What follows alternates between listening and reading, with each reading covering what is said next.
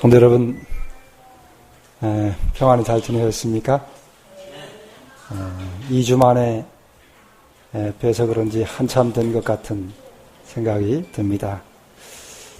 일기가 썩 좋지 않지만 또 건강한 모습으로 얼굴을 뵙게 돼서 하나님께 감사를 드립니다.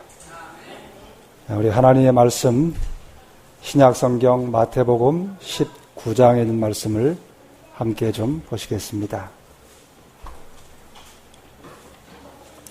마태복음 19장 16절부터 22절까지 여러분 저와 함께 교독하시겠습니다. 제가 먼저 짝수절을 읽을 테니까 여러분이 홀수절을 읽으시기 바랍니다. 어떤 사람이 주께 와서 가로되 선생님이여 내가 무슨 선한 일을 하여야 영생을 얻으리이까?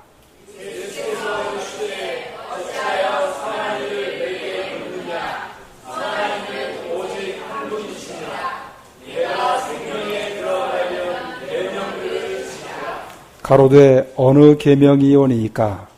예수께서 가라사대 살인하지 말라, 간음하지 말라, 도적질하지 말라, 거짓 증거하지 말라. 내 의논을 공경하라. 내 이웃을 내 자신과 같이 사랑하라 하시는 것이라.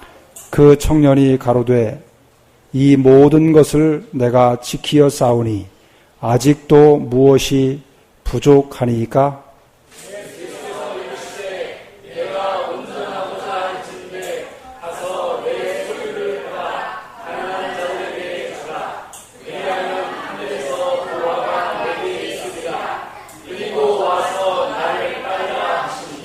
그 청년이 재물이 많음으로 이 말씀을 듣고 근심하며 가니라. 네, 22절까지 함께 읽었습니다. 우리 임집사님이 잠깐 말씀하신 것처럼 최근에 우리 주변에 많은 일들이 일어나고 있습니다. 특별히 우리 한국에 또 교황이 방문을 해서 온 나라가 다 참 이 말로만 듣던 교황을 보고 그 말과 행동을 보면서 온 나라가 아주 대단한 관심과 더불어서 큰 영향을 받는 것을 보게 됩니다.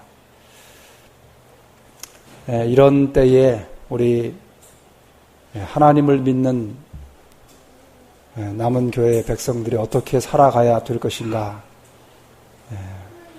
그런 것들을 생각하면서 저는 우리가 더 하나님의 말씀으로 돌아가고 그 말씀에서 무엇이라고 우리에게 가르치는지를 더 바르게 이해해야 된다는 그런 생각을 하게 됩니다.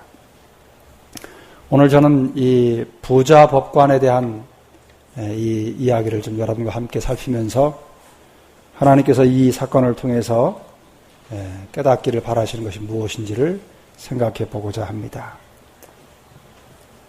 어느 날 예수님이 한 곳을 가셨을 때 예수님의 생애가 거의 치료하는 생애, 또 가르치는 그런 삶을 사셨지요. 그래서 치료와 또 교육의 삶을, 봉사의 삶을 사셨습니다. 그런데 어느 날 아주 유능해 보이는 젊은 청년이 예수님에게 나왔습니다. 그리고는 예수님께 뭐라고 질문하냐면 여기 있는 말씀처럼 선생님, 내가 무슨 선한 일을 해야 영생을 얻을 수 있습니까? 이렇게 질문을 했습니다. 그러자 예수님이 어찌해서 선한 일을 나한테 묻느냐? 선한 분은 오직 한 분밖에 없다. 그러면서 내가 정말로 영원한 생명에 들어가기를 원하면 계명을 지켜라. 그렇게 말씀하셨습니다. 그러자 이 젊은이가 무슨 계명을 말씀하십니까? 그러자 예수님이 10계명에 나오는 그 후반부에 있는 말씀들 하셨어요. 살인하지 말라, 간음하지 말라, 도적질하지 말라, 거짓 증거하지 말라, 내 부모를 공경하라, 내 이웃을 내 몸과 같이 사랑하라 한 그 계명을 지키라고 말씀하셨습니다. 10계명 가운데 첫 번째부터 네 번째까지는 사람이 하나님께 대하여 해야 될 내용이고, 다섯 번째부터 열 번째까지는 사람이 사람에게 해야 될 의무에 관한 내용이지요. 그 중에 두 번째 부분에 대한 내용을 말씀하셨습니다. 그러자 이 청년이 뭐라고 대답을 하냐면, 제가 이런 것들은 다 지켰습니다. 다시 말하면 어릴 때부터 지켜온 것입니다. 그런데 아직도 뭐가 부족합니까? 제가 계명을 지키지 않은 부분이 있습니까? 이렇게 다시 물었습니다. 그러자 예수님이 네가 온전하게 되기를 원할진대 내가 가지고 있는 모든 재산을 다 팔아서 가난한 사람에게 주고 너는 나를 쫓으라. 그렇게 말씀하셨습니다. 그러자 여기 마지막에 기록하기를 이 청년이 재물이 많음으로 근심하며 갔다. 그렇게 기록합니다. 여러분, 이 청년은 어떤 사람이냐면 법관이었습니다. 이 젊은이는 비록 나이가 아직은 젊었지만 굉장히 가진 재물이 많은 부자였고 지위도 아주 책임 있는 지위를 가진 그런 아주 유망한 그런 청년이었습니다. 세상적으로 볼 때 부러울 것이 없는 사람이었습니다. 그런데 왜 예수님에게 와서 이 젊은이가 선생님, 내가 무슨 선한 일을 해야 영생을 얻을 수 있습니까? 왜 와서 질문을 했을까요? 여러분, 우리가 흔히 생각하기를 세상에서 재물을 많이 얻고 명예를 얻고 지위를 얻으면 그것으로 만족할 것 같은 생각이 듭니다. 돈이 없는 사람은 내가 좀 한 10억만 있어 봤으면, 아니 10억은 고사고 1억만 좀 있어 봤으면, 그런 생각 해보신 적 있습니까? 거처할 집을 좀 하나 얻어야 되는데 1억이 없어요. 1억이. 옛날에는 1억 하면 억하고 엄청난 액수지만 지금은 1억이 옛날에 한 돈 1,000만 원 정도밖에 안 됩니다. 1억이 아주 흔해요. 근데 그 흔해 빠진 1억이 나한테 1억이 없다니. 그러면서 무슨 생각합니까? 돈 좀 많아봤으면, 돈 좀 많으면 좀 하나님 사업도 열심히 하고 어려운 사람도 좀 많이 도와주고 할 텐데 하는 생각들을 종종 합니다. 근데 여러분, 막상 돈을 많이 벌고 지위와 명예를 가져보면 그걸로 끝나느냐? 아니에요. 그렇지 않습니다. 이 젊은이는 가진 게 참 많았습니다. 그런데 뭔가 마음에 채워지지 않는 게 있었어요. 그런데 가만히 보니까 들려오는 소식이 어떤 나사렛에서 나온 예수라고 하는 젊은이가 자기도 젊은데 대단한 일을 한다는 소식을 들었어요. 그래서 그 예수님을 소식을 듣고 찾아가서 보니까, 예수님을 가만히 살펴보니까 이분이 말입니다. 보통 사람이 아니에요. 왜냐하면 자기가 부를 얻고 지위를 얻고 명예를 얻었는데, 보통 사람들은 부와 지위와 명예를 얻으면 보잘것없는 사람들을 잘 돌아보지 않아요. 그런데 이 나사렛 예수라고 하는 분은 대단한 사람인데 보니까 아주 저 코올리게 어린애들도 따뜻하게 대하고 보잘것없는 사람들을 정말 귀하게 여기는 그런 분임을 알게 됐습니다. 거기에 아주 그냥 이 젊은이가 마음이 쏙 끌렸습니다. 매력을 느낀 겁니다. 보통 유명한 사람하고 예수님은 다른 걸 봤어요. 그래서 그 예수님의 품성에, 그 아름다운 품성에 이끌려서 아주 그 품성이 매력적으로 느껴진 겁니다. 왜냐하면 자기도 부를 얻고 젊은데 명예를 얻었는데 자기는 그렇게 못하거든요. 그리고 웬만한 일반 사람들은 그렇게 못하거든요. 근데 이 나사렛 예수라고 하는 분은 뭔가 다른 데가 있는 것입니다.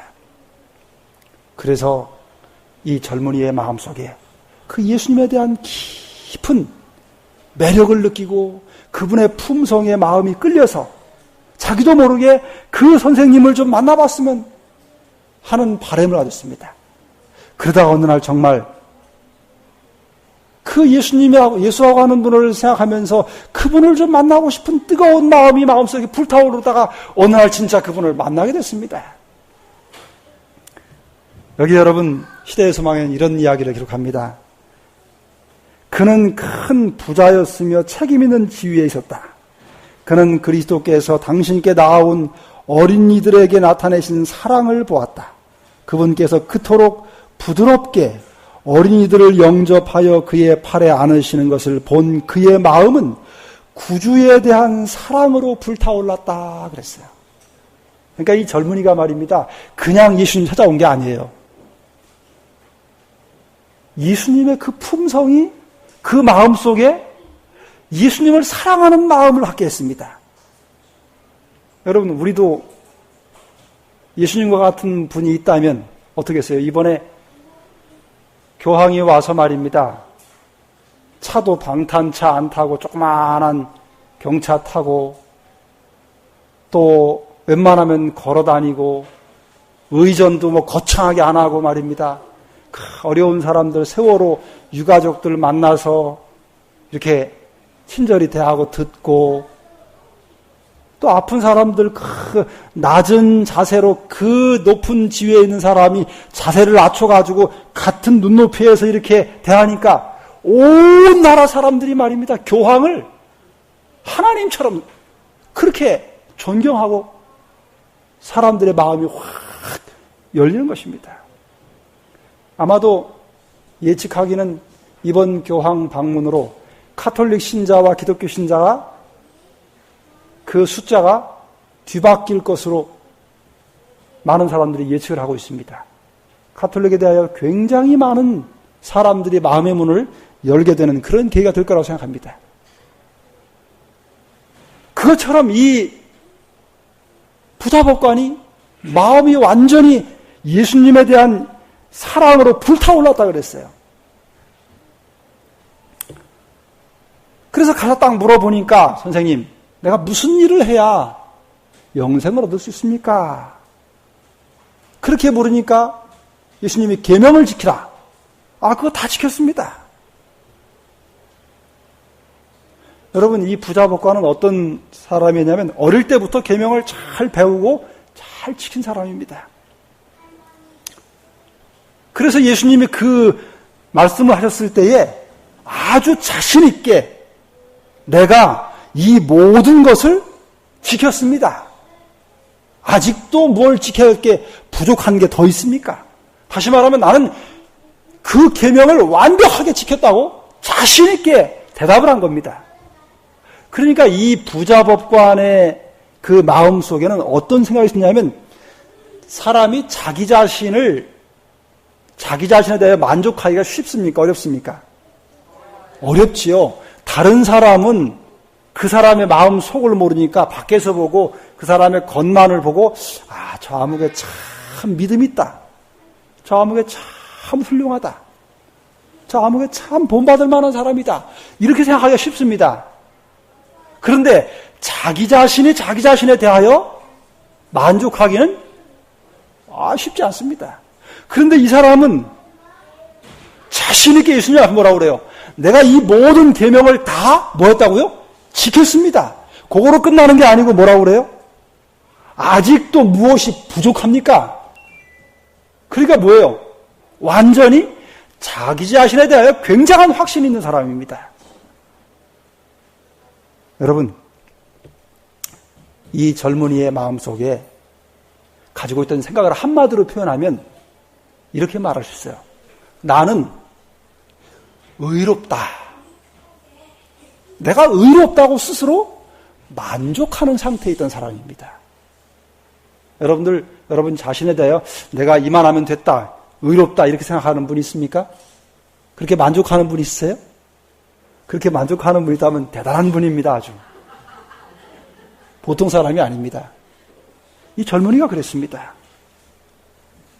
그런데도 불구하고 자기 스스로 내가 의롭다고 자기 자신에 만족하는데도 불구하고 무언가 채워지지 않는 게 있어요. 여러분 가만히 생각해 보세요. 이 젊은 부자복관이 자기 자신에 대하여 스스로 만족하고 의롭다고 생각을 했는데 왜 예수님 찾아왔습니까? 자기가 의롭다고 생각했으면 예수님 찾아와서 내가 어떻게 해야 영생을 얻을 수 있습니까? 라고 찾아와서 물을 이유가 뭐가 있겠습니까? 무언가 이 마음속에 자기가 이해할 수 없는 무언가 일치되지 않은 사고가 있었습니다. 그게 뭐냐면 한편으로는 자기가 완전하고 의롭다고 생각을 하면서도 또 다른 한편으로는 그럼에도 불구하고 뭔가 채워지지 않는 무언가가 있는 것을 느꼈다고 하는 것입니다. 다시 말하면 뭔가 우리 말로 그야말로 2% 부족한 그런 느낌이 있었어요. 여러분 시대의 소망에 이렇게 묘사합니다. 이 관원은 자기 자신의 의를 높이 평가하였다. 그는 어떤 점에 있어서도 결점이 있다고 생각지는 않았으나 그러면서도 완전히 만족할 수는 없었다. 그는 그가 갖지 못한 어떤 것의 필요를 느꼈다. 여러분 이런 경험 해보신 적 있습니까? 이 부자법관에게 있어서 자기 자신에 대하여 그렇게 의롭다고 여기고 만족하는 마음이 있음에도 불구하고 다른 한편으로는 뭔가 채워지지 않는 갈증이 있었다고 하는 겁니다. 그래서 예수님을 찾아온 것입니다. 여러분, 이 부자법관에게 제일 필요했던 게 무엇이었을까요?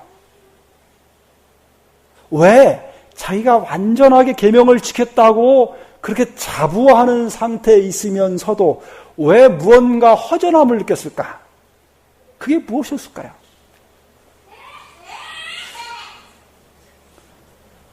여러분, 예수님하고 이 젊은 부자법관하고 두 사람을 이 본문에서 볼 수 있는데 이 두 사람에게서 우리가 발견해야 될 중요한 한 가지 사실이 있습니다. 여러분 이 본문 가운데 가만히 보시면 이 부자법관이 질문할 때 부자법관의 관심의 그 초점은 어디서 있냐면 질문 가운데 여기 16절 한번 보십시오.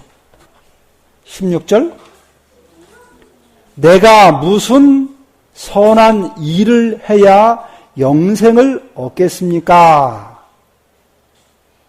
부자법관의 질문하고 예수님이 답변하시는 질문 한번 보십시오. 17절에 예수께서 가라사대 어찌하여 선한 일을 내게 묻느냐? 선한 이는 오직 한 분이시니라. 네가 생명에 들어가려면 계명들을 지켜라. 이 부자법관의 질문하고 예수님의 답변 사이의 차이를 한번 생각해 보십시오. 그 다음에 20절 그 청년이 가로되 이 모든 것을 내가 지키어 싸우니 아직도 무엇이 부족합니까? 이렇게 질문합니다. 그러자 예수님이 21절에 예수께서 가라사대 때 내가 온전하고자 할진대 가서 내 소유를 팔아 가난한 자들을 주라. 그렇게 말씀하십니다. 요 두 번의 질문과 대답 가운데에서 젊은 부자 관원의 관심과 예수님의 관심이 좀 차이가 있는 것을 발견할 수 있습니다. 그 차이가 뭘까요? 지금 젊은 부자법관은 그 초점을 어디에 맞추고 있습니까? 일, 그렇죠. 선한 일, 행위에 초점을 맞추고 있어요. 그런데 예수님의 답변을 보면은 예수님은 무엇에다가 초점을 맞추는 것 같습니까? 17절과 21절에 보니까 예수님의 답변 가운데는 예수님은 부자법관처럼 일에다가 초점을 맞추고 있지는 않은 것을 알 수 있어요. 그러면 어디에 초점을 맞추고 있습니까? 한번 보세요. 17절에 제가 다시 읽습니다. 선한 이는 오직 한 분이시니라. 그 다음에 21절에 내가 온전하고자 할진대 가서 내 소유를 팔아 가난한 자들을 주라. 예수님의 관심은 일에 있지 아니하고 사람에게 있었다고 하는 것입니다. 부자법관의 관심은 행위에 있었습니다. 행위. 착한 행위, 착한 일. 계명을 지키는 그 행위. 거기에 부자법관의 초점이 맞춰 있습니다. 근데 예수님은 선한 이, 왜 내게 선한 일을 묻느냐? 선한 이는 한 분이다. 그러면서 선한 분에 대한 이야기를 합니다. 그리고 21절에 보니까 내가 온전하게 되기를 원하면 재물을 팔아가지고 누구한테 주라고 그래요? 가난한 자들한테 주라. 사람에게 수종을 맞추고 있다고 하는 겁니다. 여러분, 이 차이가 너무 중요합니다. 서로 다른 관심을 가지고 있습니다. 지금 이 부자법관은 자기가 행한 일, 자기가 지킨 그 계명, 자기의 그 순종한 행위에 온 관심이 집중되어 있고 초점이 거기가 있어요. 근데 예수님은 그가 행한 일에는 별로 관심이 없어요. 그가 지킨 계명을 지킨 행위에는 별로 관심이 없으십니다. 그리고 그 선한, 그가 물어본 그 선한 일을 이루시는 진짜 선하신 분이 누군지를 제시하고 있습니다. 여기 뭐라고 그래요? 선한 이는 오직 한 분이시다. 네가 지금 선한 일을 행하기를 원하는데 그 선한 일을 행하실 수 있는 선한 분은 한 분밖에 없다. 그리고 네가 진짜 온전하게 되기를 원하면 네가 가지고 있는 재물을 팔아서 누구한테 주라고 그래요? 가난한 사람들에게 주라. 여기 여러분 전혀 다른 초점, 전혀 다른 관심을 가지고 있는 것을 발견할 수 있습니다. 부자법관은 오늘날 많은 사람들을 대표하는 인물입니다. 그 당시에 유대인들을 대표하기도 하지요. 그 당시나 지금이나 사람들의 관심은 여전히 어디에 있냐면 일에 있습니다. 자기가 행한 행위에 있습니다. 사람들의 관심은 사람에게 있지 않습니다. 그런데 놀라운 사실은 하나님의 관심은, 예수님의 관심은 일에 있지 아니하고, 우리가 행한 행위나 일에 있지 아니하고 누구에게 있다고 하는 겁니까? 사람에게 있다는 것입니다. 하나님께 관심이 있고 선한 일을 이루시는 그 주인 되시는 분에게 관심이 있고 그 선한 일을 행해서 그 선한 일의 혜택을 받아야 될 가난하고 헐벗고 굶주린 사람들에게 예수님의 관심이 있다고 하는 것입니다. 여러분, 이건 굉장히 중요한 문제입니다. 영생은 무슨 선한 일을 행하는 행위에 초점이 맞춰져 있지 않습니다. 영생은 어디에 맞춰 있냐면 그 선한 일을 가능하게 하시는 오직 한 분이신 선한 하나님께 맞춰져 있다고 하는 것입니다. 그리고 그 선하신 하나님의 관심은 누구에게 있냐면 자기 자신이 어떤 행위를 행하고 자기의 어떤 두드러진 특별한 재능이나 선한 업적 행위 때문에 스스로 만족해하는 사람에게가 아니라 가난하고 헐벗고 굶주린 사랑을 필요하는 사람에게 하나님의 관심이 있다고 하는 사실입니다. 여러분, 왜 예수님이 이 부자법관에게 이 이야기를 했냐면 목적이 있습니다. 이유가 있습니다. 여기 실물교원에는 이 부분을 언급하면서 이런 말씀을 기록하고 있습니다. 하나님께서 값없이 주시는 은혜에 관한 진리를 유대인들은 거의 잊어버리고 있었다. 랍비들은 노력에 의하여 하나님의 은총을 얻는 것이라고 가르쳤다. 그들은 의인이 받을 보상을 저희 자신의 행위로서 얻어보려고 생각했다. 그리하여 저희의 예배는 이욕을 탐하고 돈에 팔린 정신에서 출발되었다.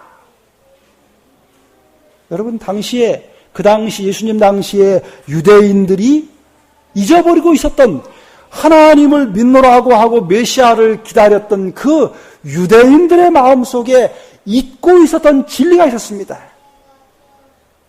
그게 무엇이냐면 하나님이 값없이 주시는 은혜에 관한 그 소중한 복음을, 진리를 까맣게 잊고 있었다고 하는 것입니다. 그들의 율법을 이 부자 청년처럼 계명을 아주 철저히 지켰습니다. 일례로 안식일을 지키기 위해서 수백 가지의, 그 안식일을 범하지 않기 위한 수백 가지의 조항들을 쫙 열거했고, 그 조항들을 다 지키기 위해서 그들은 얼마나 세심한 관심과 배려와 노력을 온 마음을 쏟았는지 모릅니다. 다른 계명들도 마찬가지였습니다. 그들은 계명을 지키는 일은 철저했습니다.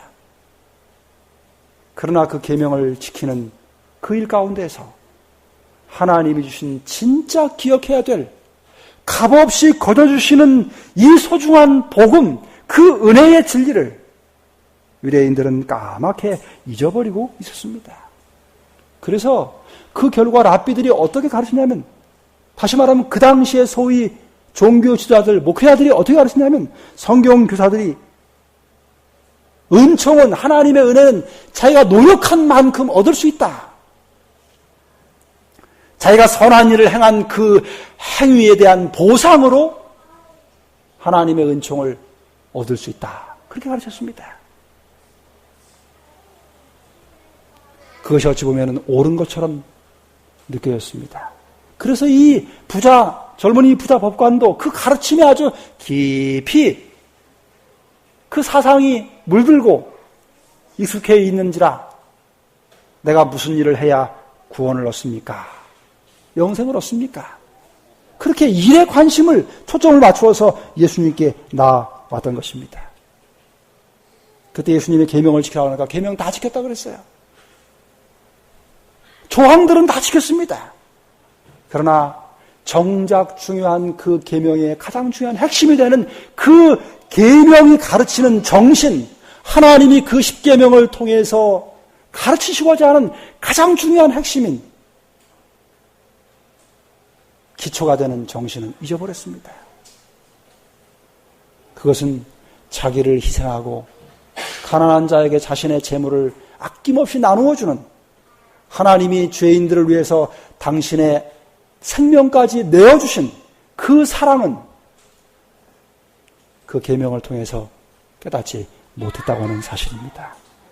하나님과 사람에 대한 사랑이 가장 중요한 핵심임을 놓쳐버리고 있다고 하는 것입니다.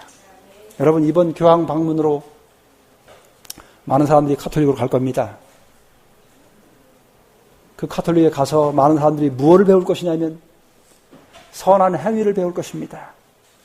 그리고 수많은 봉사와 선한 삶을 살게 될 것입니다. 그것이 나쁘다고 말할 수 없습니다. 그것은 그리스도인이 마땅히 해야 될 일입니다. 그러나 중요한 것은 그 선한 행위가 그들을 의롭게 만들고 그들에게 영원한 생명을 준다고 하는 그릇된 가르침이 성경에서 가르치는 가르침으로 잘못 이해하고 배우는 그와 같은 일들이 일어나게 될 것이라고 하는 것입니다. 그렇게 될 때 우리는 유대인들이 걸어갔던 그 길을 그대로 답습할 수밖에 없습니다. 그것은 성경이 가르치는 것과 언뜻 보면 일치하는 것처럼 보이지만 성경이 가르치는 참된 진리와는, 구원은 도리와는 전혀 다른 인간의 선한 행위로 인하여, 그것으로 인하여 의를 얻고자 하는 그릇된 가르침임을 우리는 바르게 이해할 필요가 있다고 하는 것입니다. 여러분, 세상에는 두 부류의 사람이 있습니다. 더 좁히면 그리스도인 가운데 두 부류의 그리스도인들이 있습니다. 한 부류의 그리스도인은 일 중심의 그리스도인이 있는가 하면, 다른 한 부류의 그리스도인은 사람 중심인 그리스도인이 있습니다. 일 중심의 그리스도인은 이 부자 법관과 같은 사람들입니다. 하나님 사업을 하는 또 하나님 사업이 더 중요하지 사람이 중요한 것이 아니라고 생각하는 사람이 있습니다. 그 말이 맞는 것 같습니까? 틀린 것 같습니까? 하나님 사업이 더 중요합니까? 사람이 더 중요합니까? 정말 그렇습니까? 많은 사람들이 이 부분에 대하여 오해합니다. 하나님 사업이 더 중요하기 때문에 그 하나님 사업을 위하여 한 사람 정도는 희생해도 된다고 생각하는 그런 사고를 가지고 있는 사람들이 있습니다. 쉬운 예로 이런 것입니다. 일 중심의 사람과 사람 중심의 사람을 쉽게 이해하면 여기 한 단체가 있고 한 그룹이 있는데 그 그룹에 리더가 있습니다. 이 리더가 일 중심의 리더일 수도 있고 사람 중심의 리더일 수도 있습니다. 일을 중요시 여기는 리더는 그 리더십을 발휘할 때 사람을 별로 염두에 두지 않습니다. 어떻게 하면 이 일을 잘 이룰 것인가를 첫째 목표로 둡니다. 그래서 그 일을 잘 이룰 수 있는 방법을 생각해냅니다. 그리고 그 일을 잘 이루어 나갈 수 있는 사람을 생각합니다. 그래서 일 중심으로 추진을 해나가다 보면 자연히 능력 없는 사람들은 배제되고 같이 평가절하하게 되고 사람에게 상처를 입히기가 아주 쉽습니다. 그러나 여러분, 사람 중심의 리더는 똑같은 일을 성취하는 과정에서 그 목표를 이루기 위하여 그 일 자체보다는 그 일을 행하는 사람을 더 중요시 여깁니다. 그래서 그 일을 행하면서 사람들로 하여금 일 때문에 사람을 잃어버리는 그와 같은 우를 범하지 않으려고 노력합니다. 그런데 이 두 패턴의 사람들이 지도자가 똑같이 일을 달성했을 때 어떤 결과를 가져오냐면 사람 중심의 리더는 일을 성취한 후에 그 일을 인하여 사람을 얻게 됩니다. 그러나 일도 이루고 사람도 얻지만 그러나 일 중심의 리더는 일은 성취할지 모르지만 사람은 잃어버립니다. 흔히 하나님의 사업을 하면서도 많은 사람들이 일 중심의 사고를 가지고 행하는 경우가 많습니다. 예수님은 세상에서 가장 뛰어난 리더였습니다. 그럼에도 불구하고 주님은 일 중심의 리더가 아니었습니다. 그분은 사람을 소중히 여기는 리더였습니다. 그래서 여러분, 일 중심인 교회도 마찬가지입니다. 일을 중요시 여기는 하나님의 사업을 중요시 여기는 교회는 하나님의 일을 하면서도 영혼을 죽일 수 있습니다. 영혼에게 상처를 주고 실망을 안겨주고 또 영혼이 뒤로 물러가게 만들고 그러나 사람 중심인 한 영혼을 소중히 여기는 그런 교회가 될 때 비록 하나님의 사업이 더디되어지는 것 같아도 그 교회를 통해서 영혼이 회복되고 치유되고 또 구원을 얻는 놀라운 역사가 이루어지게 된다고 하는 것입니다. 이 사건을 통해서 우리는 예수님이 전적으로 영혼을 소중히 여기는 그런 구주였음을 발견하게 됩니다. 여러분, 참된 믿음은 어떤 것인가요? 이 본문 가운데에서 여러분 여기 이런 부분을 볼 수 있습니다. 여러분이 한번 이 성경 가운데 16절과 20절을 한번 보시면 좋겠습니다. 16절 선생님이여 내가 무슨 선한 일을 해야 영생을 얻겠습니까? 20절 이 모든 것을 내가 지켜 싸우니 아직도 무엇이 부족합니까? 이 젊은 부자 법관이 예수님께 이야기할 때 거기 등장하는 한 단어가 있습니다. 그게 뭐냐면 내가라고 하는 단어입니다. 내가 무슨 선한 일을 해야 영생을 얻습니까? 내가 이 모든 것을 지켰습니다. 여러분, 이 젊은이가 좋은 의도를 가지고 선한 일을 하고 싶어 합니다. 선한 일을 하고 싶어 하는 거 좋은 것입니까? 좋은 것입니다. 그런데 문제는 그 일을 누가 하려고 그럽니까? 자기 자신이 하려고 그래요. 또 그가 계명을 잘 지켰습니다. 그런데 그 계명을 누가 지켰다고 말합니까? 내가 지켰다고 말합니다. 여러분, 어느 쪽이 맞습니까? 계명은 지켜지는 것입니까? 지키는 것입니까? 잘 생각해 보십시오. 하나님의 계명을 지키는데 그 계명을 지키는 것입니까? 지켜지는 것입니까? 어느 쪽이 옳은 것 같습니까? 비슷하지요? 계명을 지키는 것하고 계명이 지켜지는 것하고 무슨 차이지요? 영어로 말하면 하나는 능동태고 하나는 수동태입니다. 능동태는 내가 하는 것이고 수동태는 타인에 의하여 이루어지는 행위지요. 여러분, 믿음은 내가 믿는 것입니까? 믿어지는 것입니까? 어떤 것입니까? 어느 쪽이 맞다고 생각되십니까?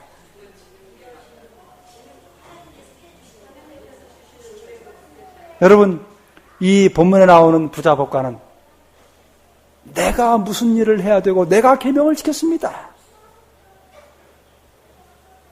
그건 어떻게 보면 참 좋은 이야기일 수도 있어요. 그런데 여러분, 참된 믿음은 내가 하는 것이 아닙니다. 여기 정례계단에 이런 말씀이 있습니다. 저들은 다시는 기왕의 정욕을 따라 행치 아니하고 하나님의 아들을 믿음으로 말미암아 그의 발자취를 따라가게 되고 그의 품성을 반사하게 되고 그의 깨끗하심과 같이 자신을 깨끗하게 할 것이다. 그리고 저들이 전에 미워하던 것은 지금에는 사랑하게 되고 저들이 전에 사랑하던 것은 지금 미워하게 될 것이다. 교만하고 자기 주장만 세우던 자가 마음이 온유하고 겸손하게 될 것이다. 허영심이 많고 거만하던 자가 침착하여 지고 근신하게 될 것이다. 음주하던 자가 절제하고 방탕하던 자가 깨끗한 자가 될 것이다. 여러분, 참된 믿음은 내가 이루는 것이 아니라고 하는 것을 보여줍니다. 되어지는 것입니다. 하나님에 의하여, 성령의 인도하심에 의하여, 그 성령의 인도하심에 자기를 맡길 때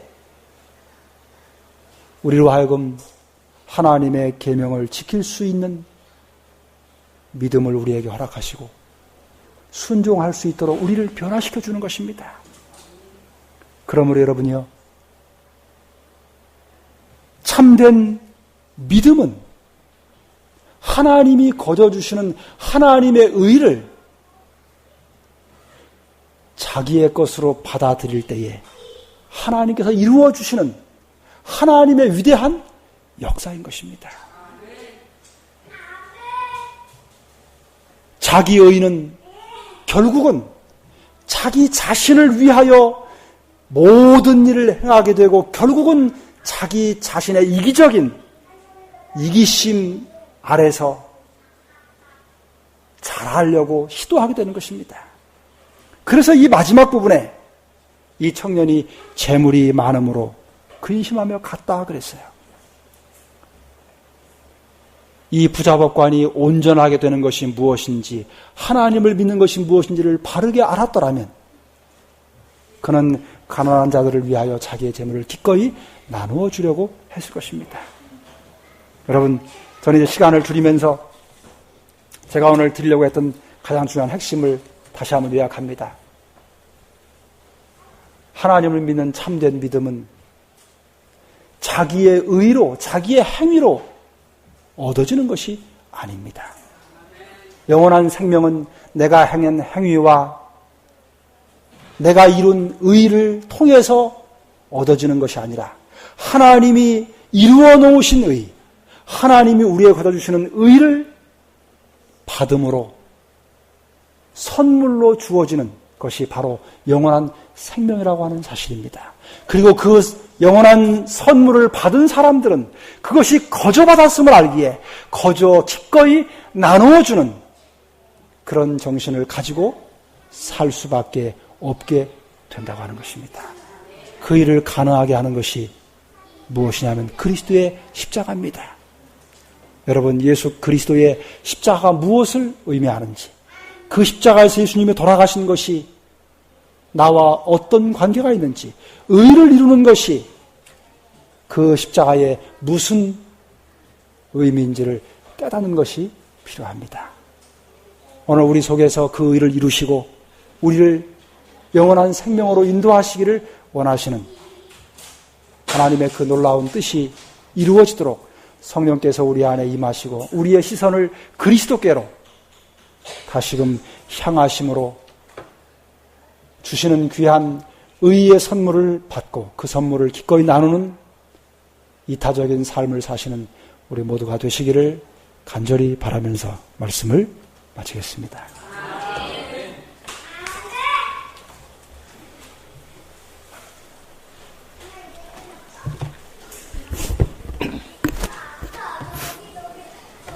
감사합니다. 다 함께 말씀 생각하시면서 587장 참여 부르시겠습니다. 함께 일어나셔서 587장 참여를 큰 소리로 부르시겠습니다.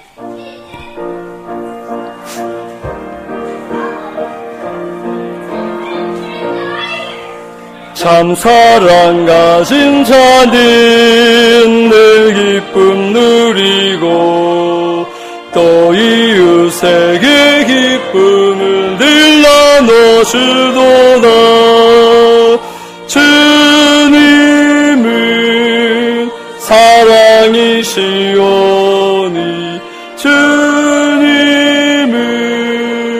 함께 앞서서 참 사랑 가진 자는 늘 기쁨 누리고 또 이웃에게 기쁨을 늘 나눠주도다.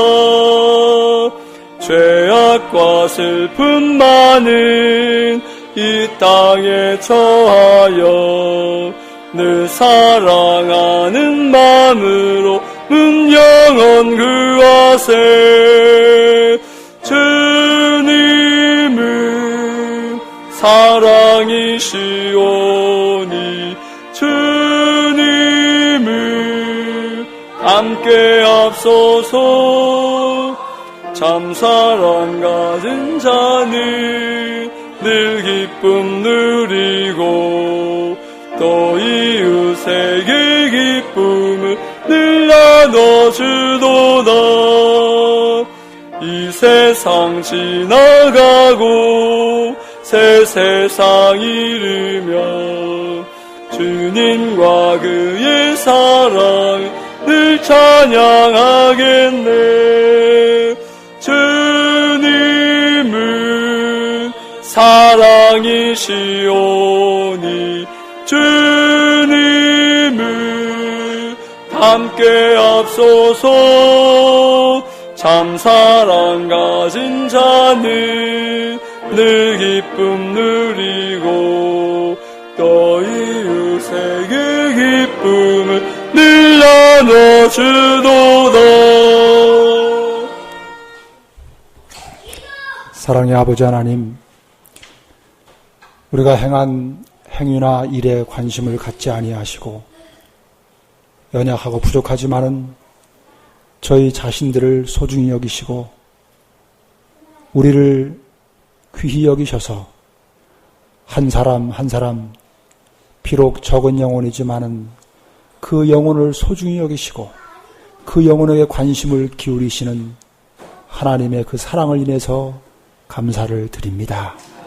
아버지, 저희도 그 하나님을 닮아서 하나님의 일을 소중히 여기기보다 그 일을 행하는 한 영혼을 소중히 여길 수 있도록 도와주시옵소서.